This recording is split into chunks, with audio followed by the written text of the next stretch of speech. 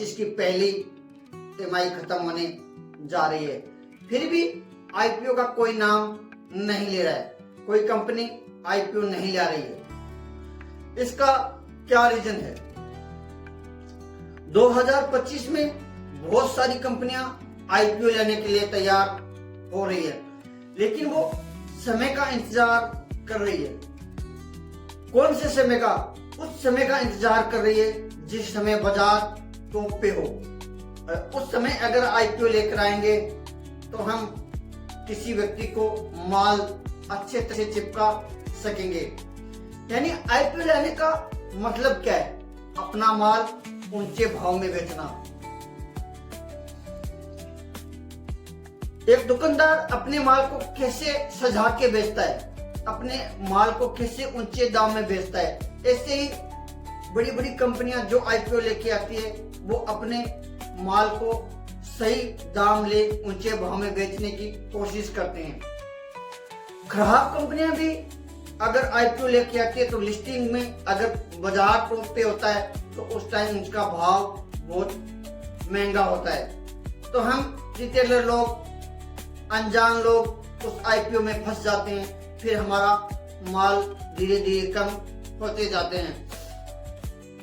ये जो आईपीओ लेने वाली कंपनियां होती है, ये बड़े बड़े टीवी एंकर, बड़े बड़े यूट्यूबर, उनके ऊपर पैसे खर्च करते हैं। तो हमें ये बताने की कोशिश की जाती है कि देखो ये कितनी बड़ी कंपनी है, इसका मालिक ये काम करता है, इसका मालिक ये काम करता है। इन मालिक के अंदर तो इतनी ईमानदारी है, इतनी ग्रोथ है इस कंपनी के अंदर। ऐसी बातें हमें सोशल मीडिया के माध्यम से, टीवियों के माध्यम से सुन सुनकर हम उस कंपनी में निवेश कर देते हैं, और जैसे ही हम निवेश करते हैं तो हमारा पैसा माइनस में जाने की शुरुआत हो जाती है। तो हमें ऐसे आईपीओ से बचने की कोशिश करनी है। 2025 में आईपीओ की बम्बार होने वाली है।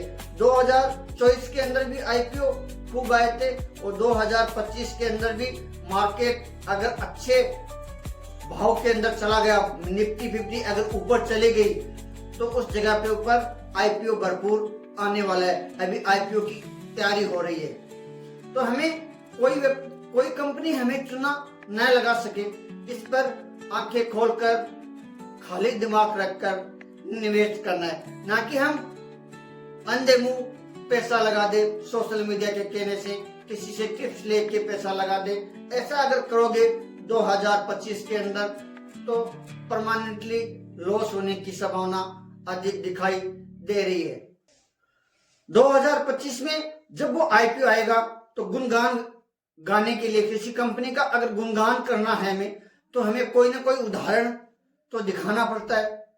तो वो अमेजोन का उदाहरण से बताएंगे कि देखो अमेजोन इतने साल तक मंदी में था, 20 साल तक मंदी में रहा, उसके बाद में उनकी ग्रोथ देखो।